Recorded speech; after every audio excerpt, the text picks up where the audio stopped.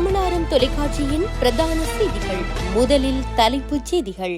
பாடசாலை மாணவி கர்ப்பமான சம்பவம், தலைமறைவாகிய சந்தேக நபர் அதிரடியாக கைது. கட்டுப்பாட்டை இழந்த பேருந்து சாதுரியமாக 80 பேரின் உயிரை காப்பாற்றிய சாரதி. இலங்கையில் நேர்ந்த பயங்கர சம்பவம், போதை கடுமையான மகனை வெட்டி கொன்ற தந்தை. ஒரே நாளில் 12,000 ரூபாயால் அதிகரித்த தங்கத்தின் விலை. யாழில் அதிகாலை வேளை நடந்த மர்ம கொள்ளை, 20 லட்சம் ரூபாய் பெறுமதியான தெய்வச் சிலைகள் திருட்டு. இசாரா சவந்தியை மேலும் 90 நாள் தடுத்து வைத்து விசாரிக்க உத்தரவு. தமிழ் தேசிய கூட்டமைப்பாக இணைந்து செயற்பட சங்கு கூட்டணி தயார் என அறிவிப்பு. புதுக்குடியிருப்பில் காணாமல் போன இளைஞன் கிணற்றிலிருந்து சடலமாக மீட்பு. தொடர்பின விரிவான செய்திகள். அம்பாறையில் பாடசாலை மாணவியொருவர் பாலியல் வன்புணர்வுக்கு உட்படுத்தப்பட்டு கர்ப்பமான சம்பவம் தொடர்பில் தலைமறைவாகியிருந்த பிரதான சந்தேக நபர் 55 நாட்களின் பின்னர் கல்முனை தலைமையக போலீசாரால் கைது செய்யப்பட்டார். அம்பாறை மாவட்டம் கல்முனை கல்வி வலயத்துக்குட்பட்ட பாடசாலை ஒன்றில் கனிஷ்ட பிரிவில் கல்வி கற்று வந்த மாணவியே இவ்வாறு பாதிக்கப்பட்டுள்ளார். இந்த மாணவி கல்முனையில் உள்ள வைத்தியசாலையில் அனுமதிக்கப்பட்ட நிலையில் பெண் குழந்தை ஒன்றை பிரசவித்துள்ளார். குடும்பத்தில் 2வது பிள்ளையான இந்த மாணவி தனது தாயாருடன் ஏற்பட்ட தகாத தொடர்பில் இருந்த நபரால் பாலியல் வன்புணர்வுக்கு உட்படுத்தப்பட்டுள்ளமை தெரிய வந்துள்ளது. பாதிக்கப்பட்ட மாணவி கடந்த 2 மாதமாக பாடசாலைக்கு செல்லாமை குறித்து பாடசாலை நிர்வாகம் மாணவியின் தாயாரிடம் வினவியுள்ளது. மேலும் தாயார் முரண்பாடான பதிலை வழங்கியதால் சந்தேகம் ஏற்பட்டது. இந்த விடயத்தை அறிந்த மாணவியின் தந்தை போலீஸ் நிலையத்தில் முறைப்பாடு செய்திருந்தார்.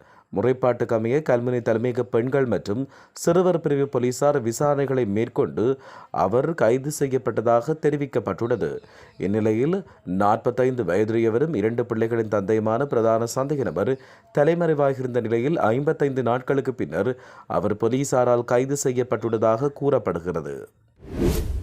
தலவாக்கலையிலிருந்து கொழும்பு நோக்கி பயணித்த இலங்கை போக்குவரத்து சபைக்கு சொந்தமான பேருந்தொன்று இன்று அதிகாலை கிரிகத்தன பகுதியில் பாரிய விபத்திலிருந்து நூறிழையில் தப்பியுள்ளதாக காவல்துறை தெரிவித்துள்ளது. இன்று அதிகாலை ஹட்டன் கொழும்பு பிரதான வீதியின் கினிகத்தேனை கடவெல வளவு பகுதியில் இந்த பேருந்து பயணித்துக் கொண்டிருந்த போது அதன் தடையாளி செயலிழந்துள்ளது. பேருந்து கட்டுப்பாட்டை இழந்து சரிவில் இறங்கிய போது வீதியோரம் இருந்த மணல் மேடொன்றின் மீது பேருந்தை மோதச் செய்து சாமர்த்தியமாக அதை நிறுத்தியுள்ளதாக தெரிவிக்கப்பட்டுள்ளது. சாரதியின் துரித மற்றும் சமயோசித செயலால் பேருந்து பள்ளத்தில் விழுவது தவிர்க்கப்பட்டு சுமார் 80 பயணிகள் உயிர் தப்பியுள்ளதாக தெரிவிக்கப்பட்டுள்ளது.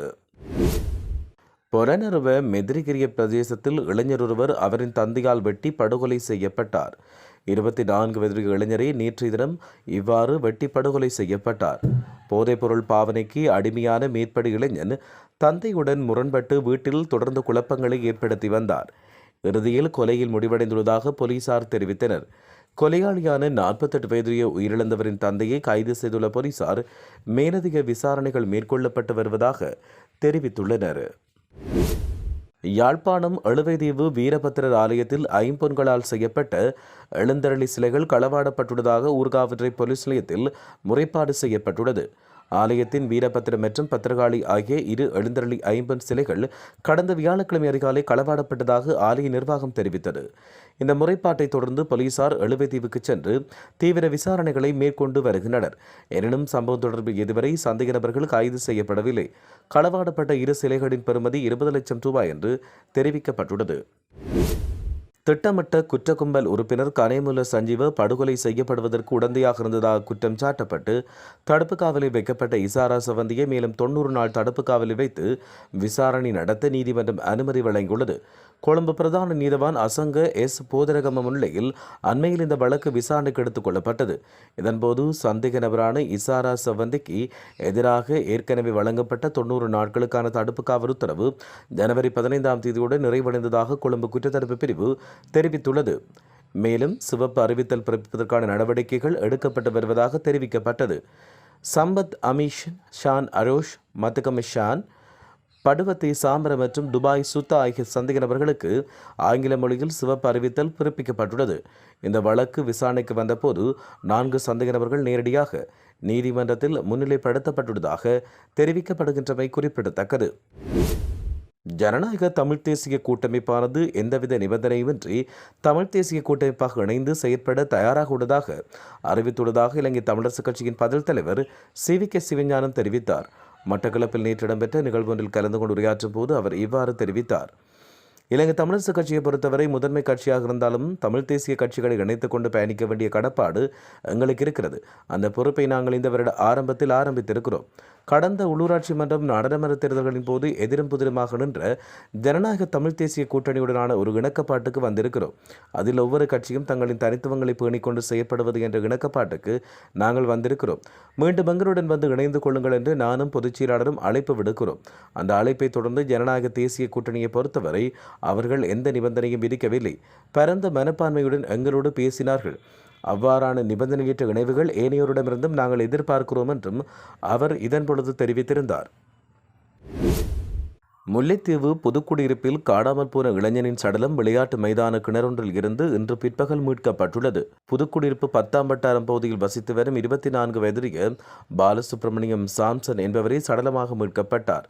நேற்றைய தினம் இரவு சுமார் 7:30 மணிக்கு இந்த இளைஞன் வீட்டுக்கு வந்த நபர் ஒருவர் வீட்டிலிருந்த மோட்டார் சைக்கிளில் குறித்த இளைஞனை ஏற்றிச் சென்றதாகவும் அதன்பின் அவர் தொடர்பில் எந்த தகவலும் கிடைக்கவில்லை என்றும் இதுவரை வீடு திரும்பவில்லை என்றும் அவரது அம்மா புதுக்குடியிருப்பு போலீஸ் நிலையத்தில் முறைப்பாடு செய்திருந்தார். இந்த முறைப்பாட்டை அடுத்து சம்பவம் தொடர்பான விசாரணைகள் முன்னெடுக்கப்பட்டு வந்த நிலையில் காணாமற் போன இந்த இளைஞனின் வீட்டுக்கு அருகாமையில் உள்ள விடியல் விளையாட்டு மைதானத்தில் உள்ள கிணற்று கட்டில் இருந்து குறித்த இளைஞனின் தொலைபேசி கண்டுபிடிக்கப்பட்டதோடு கிணற்றுக்குள் குறித்த இளைஞனின் கருதப்படும் காரணி ஒன்று காணப்பட்டது. அதையடுத்து குறித்த கிணற்று நீரை வெளியேற்றி தேடுதல் மேற்கொண்ட போது இளைஞர் சடலமாக மீட்கப்பட்டார். இது கொலையா என்ற கோணத்தில் மேலதிக விசாரணைகள் நடைபெற்று வருவதாக புதுக்குடியிருப்பு போலீசார் தெரிவித்துள்ளமையும் குறிப்பிடத்தக்கது.